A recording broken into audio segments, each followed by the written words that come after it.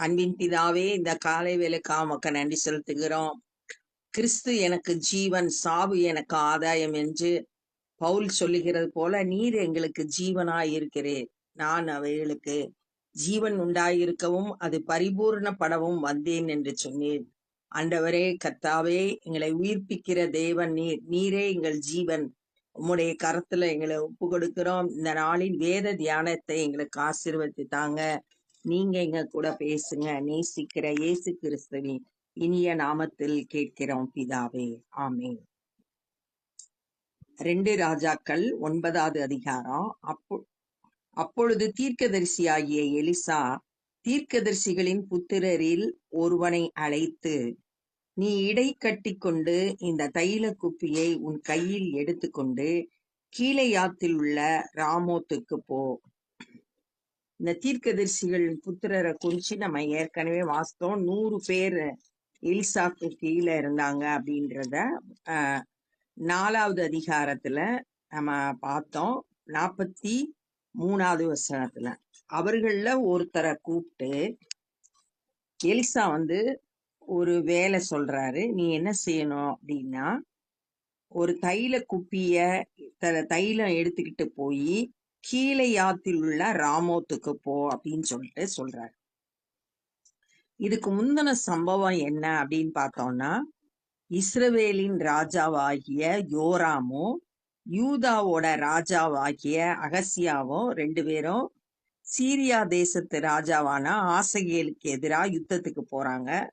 யுத்தத்துல யோராமுக்கு காயப்பட்டதுனால இஸ்ரவேலின் ராஜாவாகிய யோராம் தன்னுடைய இடத்துக்கு திரும்பிடுறான். அவன் மட்டும் போறான், திரும்பி வர்றான். ஏன்னா அந்த காயத்துக்கு காயம் ஏற்பட்டதுனால அவன் தன்னோட இடத்துக்கு அந்த காயத்தை ஆத்துறதுக்காக போனான்.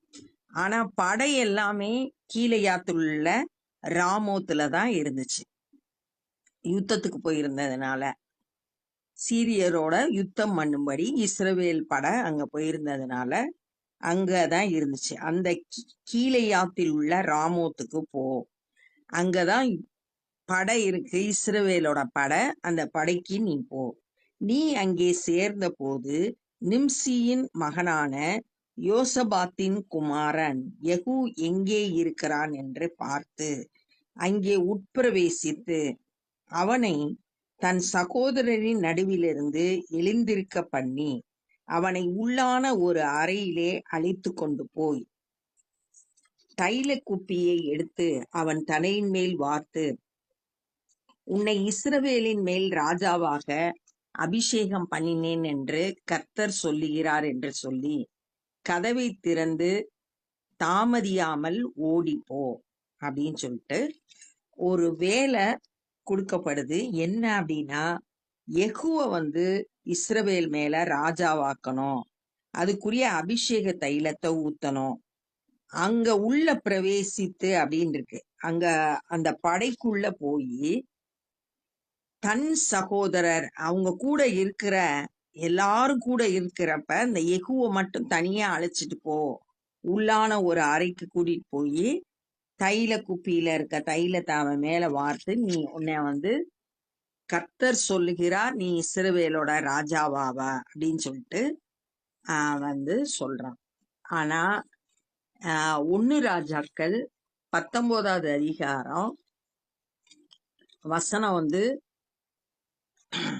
16வது வசனத்துல, நிம்சியின் குமாரனாகிய யெகூவை இஸ்ரவேல் மேல் ராஜாவாக அபிஷேகம் பண்ணி அப்படின்னு எலியாவிடத்துல கர்த்தர் 3 காரியத்தை சொல்றாரு. 1, ஆசகேல சீரியா மேல ராஜாவா அபிஷேகம் பண்ணணும். 2, யெகூவை இஸ்ரவேல் மேல ராஜாவா அபிஷேகம் பண்ணணும். 3, உன்னோட ஸ்தானத்துல எலிசாவை தீர்க்கதரிசியா நியமிக்கணும் அப்படின்னு சொல்லிட்டு எலியாவின் இடத்துல ஆண்டவர் சொல்லி இருந்தாரு.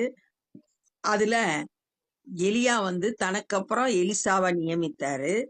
அந்த எலிசா தான் ஆசகேல சீரியரோட மேல ராஜாவாக அபிஷேகம் பண்ணத ஏற்கனவே பார்த்தோம். இப்ப யெகூவை இஸ்ரவேல் மேல ராஜாவாக அபிஷேகம் பண்ண தீர்க்கதரிசிகள் புத்திரர்ல ஒருத்தரை எலிசா அனுப்புறார். அப்படியே தீர்க்கதரிசியின் ஊழியக்காரனாகிய அந்த வாலிபன் கீலேயாத்தில் உள்ள ராமோத்திற்கு போனான். தீர்க்கதரிசியோட ஊழியக்காரன், தீர்க்கதரிசிகளின் புத்திரர்ல ஒருத்தன், அவன் வாலிபன். அவன் சொன்ன வேலையை செய்யும், எலிசா சொன்ன வேலைய செய்யும்படியா புறப்பட்டு போறான்.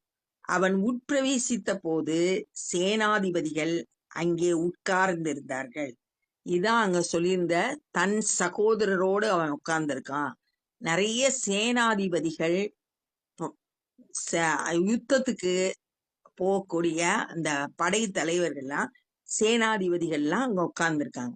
அப்பொழுது அவன், சேனாதிபதியே, உனக்கு சொல்ல வேண்டிய ஒரு வார்த்தை உண்டு.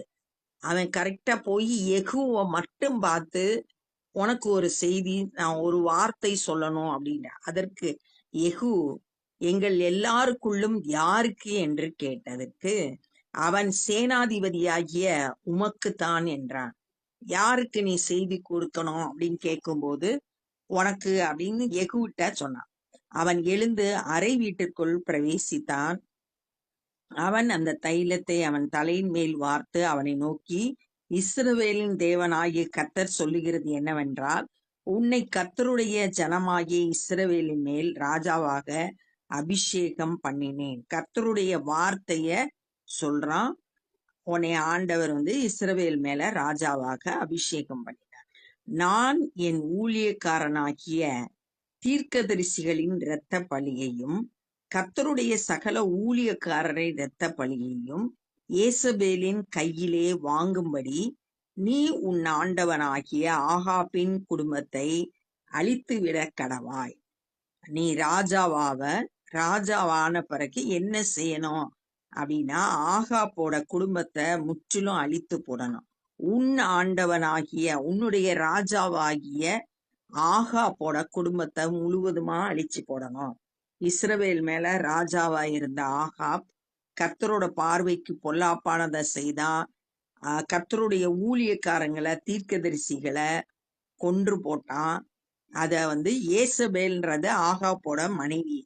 அவ பாகால வணங்கக்கூடிய ரொம்ப கொடூரமான பெண்ணு. அவ கர்த்தருடைய தீர்க்கதரிசிகளை கொலை செய்தார். அதற்காக ஆகாப்போட குடும்பத்தை ஃபுல்லா அழித்து போடணும் அப்படின்னு யெகூக்கு ஆண்டவர் பேசுறார். ஆகாப்பின் குடும்பம் எல்லாம் அழியும்படிக்கும் நான் ஆகாப்புக்கு சுவரில் நீர் விடும் ஒரு நாய் முதலாய் இராதபடிக்கு இஸ்ரவேலில் அவனுடையவைகளில் அடைப்பட்டவனையும் விடுபட்டவனையும் கருவறுத்து, சிறையில இருந்தாலும் விடுதலையா இருந்தாலும் யாரையும் விடக்கூடாது, எல்லாத்தையும் அழித்து ஆகாப்பின் குடும்பத்தை நேபாத்தின் குமாரனாகிய யெரொபெயாமின் குடும்பத்துக்கும் அகசியாவின் குமாரனாகிய பாசாவின் குடும்பத்துக்கும் சரியாக்குவேன். ஏசபேலை ஏஸ்ரேலின் நிலத்திலே நாய்கள் தின்றுவிடும். அவளை அடக்கம் பண்ணுகிறவன் இல்லை என்கிறார் என்று சொல்லி கதவை திறந்து ஓடி போனான். இதெல்லாம் ஏற்கனவே ஆகாப் கிட்ட ஆண்டவர் சொன்ன வார்த்தைகள். 1 ராஜாக்கள் 21 அதிகாரம் 21 இருந்து 24 வரைக்கும் எலியா தீர்க்கதரிசி மூலம் ஆகாப்புக்கு ஆண்டவர் சொன்ன வார்த்தைகள். அதே வார்த்தைகளை திரும்பவுமா இந்த தீர்க்கதரிசிகளோட புத்திரர், அவன் ஓடி வந்தவன் இதெல்லாம் சொல்லிட்டு அந்த இடத்த விட்டு கதவை திறந்து ஓடிட்டான். உள்ள அறையில போய் பேச வேண்டியதெல்லாம் பேசிட்டு கிளம்பி ஓடிறான். யெகூ தன் ஆண்டவனுடைய ஊழியக்காரரிடத்திற்கு திரும்பி வந்த போது, இவன் முதல்ல சேனாதிபதிகளோட சேர்ந்து உட்கார்ந்து இருந்தான். இப்ப அவன் உள்ள அறைக்கு போயிட்டு திரும்பி வந்த போது அவர்கள் அவனை நோக்கி, சுக செய்தியா, அந்த பைத்தியக்காரன் உன்னிடத்தில் வந்தது என்ன என்று கேட்டார்கள். அவனை கொஞ்சம் கூட மதிக்கல. என்ன சொல்றாங்கன்னா, ஏதோ உளறிட்டு போறான், பைத்தியக்காரன் அப்படின்னு சொல்லிட்டு அவங்க சொல்றாங்க. அதற்கு அவன், அந்த மனுஷனையும் அவன் சொன்ன காரியத்தையும் நீங்கள் அறிவீர்கள் என்றான். உங்களுக்கு தான் தெரியும்ல அவன் என்ன சொன்னான்னு அப்படின்னு யெகூ முதல்ல சொல்றான். அதற்கு அவர்கள், அது போய் அதை எங்களுக்கு சொல்லும் என்றார்கள். இவங்களுக்கு தெரியாது, அதனால எங்களுக்கு சொல்லுன்னு மறுபடியும் கேட்கிறாங்க. அப்பொழுது அவன், நான் உன்னை இஸ்ரவேலின் மேல் ராஜாவாக அபிஷேகம் பண்ணினேன் என்று கர்த்தர் உரைக்கிறார் என்று இன்னென்ன பிரகாரமாக என்னிடத்தில் சொன்னான் என்றான். அவன் சொன்னத சொல்லிட்டான். என்னென்ன சொன்னானோ அது எல்லாத்தையும் சொல்லிட்டான். அப்பொழுது அவர்கள் தீவிரமாய் அவரவர் தங்கள் வஸ்திரங்களை படிகளின் உயரத்தில் அவன் கீழே விரித்து எக்காலம் ஊதி யெகூ ராஜாவானான் என்றார்கள். அந்த சேனாதிபதிகள் எல்லாம் ஒன்னா சேர்ந்து யெகூவை இப்ப ராஜாவாக்கிட்டாங்க. அவங்க இருக்கிற இடம் ராமோத் யுத்த களம். அந்த யுத்த களத்திலே இப்ப ராஜா யெகூ அப்படின்னு சொல்லிட்டு அறிவிச்சுறாங்க. அப்படியே நிம்சியின் மகனான யோசபாத்தின் குமாரன் யெகூ என்பவன் யோராமுக்கு விரோதமாக கட்டுப்பாடு பண்ணினான். யோராம் தான் இஸ்ரவேலோட ராஜாவா இருக்கிறான், ஆகாப்போட சந்ததி. இப்ப இவன் யெகூ எழும்பி அவனுக்கு விரோதமா கட்டுப்பாடு பண்றான். யோராமோ இஸ்ரவேலர் எல்லாரோடும் கூட கீலேயாத்துள்ள ராமோத்திலே சீரியாவின் ராஜாவாகிய ஆசகேலி நிமித்தம் காவல் வைத்தான். இப்ப எல்லாம் யுத்தத்துல ராமோத்துல இருக்கிறதுனால ஆசகேல் நிமித்தம் காவல் வைத்தான். ஆனாலும் சீரியாவின் ராஜாவாகிய ஆசகேலோடு பண்ணின யுத்தத்திலே சீரியர் தன்னை வெட்டின காயங்களை இஸ்ரவேலில் ஆற்றிக் கொள்வதற்காக ராஜாவாகிய யோராம் திரும்பி போயிருந்தான். யெகூ என்பவன், இது உங்களுக்கு சம்மதியாய் இருந்தால் இஸ்ரவேலே இதை அறிவிக்கிறதற்கு ஒருவனும் பட்டணத்திலிருந்து தப்பி போகும்படி விடாதிருங்கள் என்றான். அங்க போய் ராஜாட்ட அறிவிக்கிறதுக்கு ஒருத்தரும் போகக்கூடாது அப்படின்றத யெகூ சொல்றான். அப்பொழுது யெகூ ரதத்தின் மேல் ஏறி இஸ்ரவேலுக்கு நேராக போனான். யோராம் அங்கே வியாதியாய் கிடந்தான். யோராமை பார்க்க யூதாவின் ராஜாவாகிய அகசியாவும் அங்கே வந்திருந்தான். நம்ம முந்தின அதிகாரம் 29வது வசனம் 8:29 யோராம பாக்குறதுக்கு யூதாவா ராஜாவாகிய அகசியா இஸ்ரவேலுக்கு வந்தான் அப்படின்னு சொல்லிட்டு ஏற்கனவே பார்த்தோம். அதைத்தான் இங்க சொல்லியிருக்கு. வியாதியா இருக்கிறதுனால அவனை பாக்குறதுக்கு அகசியா வந்திருக்கு. இஸ்ரவேலின் கோபுரத்தின் மேல் நிற்கிற ஜாமக்காரன். ஒரு பட்டணத்துல கோட்டை இருக்கு, கோபுரம் இருக்கும். அந்த கோபுரத்துல நின்னு வாட்ச்மேன் நிப்பான், யாரு பட்டணத்துக்குள்ள வர்றா அப்படின்றத கவனிக்கிறதுக்கு இந்த ஜாமக்காரர்கள் மாறி மாறி நிப்பாங்க. அப்படிப்பட்ட கோபுரத்தின் மேல நிக்கிற ஜாமக்காரன் யெகூவின் கூட்டம் வருகிறதை கண்டு, யெகூ இஸ்ரவேலுக்கு வர்றதா பாக்குறான். அந்த ஜாமக்காரன், ஒரு கூட்டத்தை காண்கிறேன் என்றான். ஒரு கூட்டம் வருது அப்படின்னு ராஜாட்ட செய்தியான்னு சொல்றான். அப்பொழுது யோராம், நீ ஒரு குதிரை வீரனை கூப்பிட்டு அவர்களுக்கு எதிராக அனுப்பி சமாதானமா என்று கேட்க சொல் என்றான். யார் வர்றான்னு தெரியல, ஒரு குதிரை வீரனை அனுப்பி போய் கேட்டு வர சொல்லு யாருன்னு அப்படின்னு சொல்லிட்டு. வர்றது சமாதானமா வர்றாங்களா யுத்தத்துக்கு வர்றாங்களா, அத அவங்களோட கேள்வி. அந்த குதிரை வீரன் அவனுக்கு எதிர்கொண்டு போய் சமாதானமா என்று ராஜா கேட்க சொன்னார் என்றான். நீங்க வர்றது சமாதானத்துக்கா அப்படின்றத ராஜா கேட்க சொன்னத அந்த குதிரை வீரன் கேட்கிறான். அதற்கு யெகூ, சமாதானத்தை பற்றி உனக்கு என்ன, என் பின்னே திரும்பி வா என்றான். உனக்கு என்ன, என் கூட பின்னாடி வா, என் பின்னாடி வா அப்படின்னு சொல்றான். அப்பொழுது ஜாமக்காரன், அனுப்பப்பட்டவன் அவர்கள் இருக்கும் இடம் மட்டும் போன போதிலும் திரும்பி வரவில்லை என்றான். ஏன்னா அவனை அவங்களோட சேர்த்துட்டாங்க, என் பின்னாடி வான்னு சொல்லிட்டான். அதனால அவன் திரும்பி வரல, அனுப்பப்பட்டவன் திரும்பி வரல. போற இடம் வரைக்கும், அவங்க இருக்கிற இடம் வரைக்கும் வேணா திரும்பி வரல. ஆகையால் வேறொரு குதிரை வீரனை அனுப்பினான். இப்ப ஜாமக்காரன் திரும்ப வேற ஒருத்தனை அனுப்புறான். அவன் அவர்களிடத்தில் போய் சமாதானமா என்று ராஜா கேட்க சொன்னார் என்றான். அதற்கு யெகூ, சமாதானத்தை பற்றி உனக்கு என்ன? என் பின்னே திரும்பி வா. நீ அதே மாதிரி சொன்ன குதிரை வீரனுக்கு சொன்ன மாதிரியே இவன்ட்டையும் உனக்கு என்ன, நீ என் பின்னாடி வான்னு சொன்னோடனே அவனும் பின்னாடி போயிட்டான். அப்பொழுது ஜாமக்காரன் அவன் அவர்கள் இருக்கும் இடம் மட்டும் போன போதிலும் திரும்பி வரவில்லை என்றும், ஓட்டுகிறது நிம்சியின் குமாரனாகிய யெகூ ஓட்டுகிறது போல இருக்கிறது, அதிவேகமாய் ஓட்டுகிறான் என்று சொன்னார். இப்ப அந்த ஜாமக்காரன் கண்டுபிடிச்சிட்டான், இத ஓட்டிட்டு வர்றது யெகூ அப்படின்றத கண்டுபிடிச்சு ரொம்ப வேகமா ஓட்டிட்டு வர்றான், ரதத்தை வேகமா ஓட்டிட்டு வர்றான் அப்படின்னு சொல்லிட்டு சொல்றான். அப்பொழுது யோராம், ரதத்தை ஆயத்தப்படுத்து என்றான். அவனுடைய ரதத்தை ஆயத்தப்படுத்தின போது இஸ்ரவேலின் ராஜாவாகிய யோராமும் யூதாவின் ராஜாவாகிய அகசியாவும் அவனவன் தன் தன் ரதத்தில் ஏறி யெகூவுக்கு நேராக புறப்பட்டு இஸ்ரவேலனாகிய நாபோத்தின் நிலத்திலே அவனுக்கு எதிர்ப்பட்டார்கள். 2 பேரும் கிளம்பி போறாங்க யெகூவை சந்திக்கிறதுக்காக. எந்த இடத்துக்கு போறாங்கன்னா, நாபோத்தோட நிலத்துல. நாபோத்தோட நிலத்தை தான் ஆகாப் அபகரிச்சான். அவனை கொன்னு தனக்கு கீரை வெஜிடபிள் கார்டன் போடுறதுக்காக நாபோத்தோட திராட்சை தோட்டத்தை இவன் அபகரிச்சான். அந்த இடம் வர்ற வரைக்கும் இஸ்ரவேலின் ராஜாவும் யூதாவோட ராஜாவும் யெகூவை சந்திக்கிறதுக்கு அந்த இடத்துல எதிர்பட்டாங்க. அப்ப இந்த நாள்ல நம்ம என்ன கற்றுக்கொண்டோம் அப்படின்னா, எலிசா தன்னோட தனக்கு கீழே இருக்க தீர்க்கதரிசி புத்திரர்ல ஒருத்தனை அனுப்பி, நீ போய் யெகூவை இஸ்ரவேல் மேல ராஜாவாக அபிஷேகம் பண்ணு அப்படின்னு சொல்லி அனுப்புனா.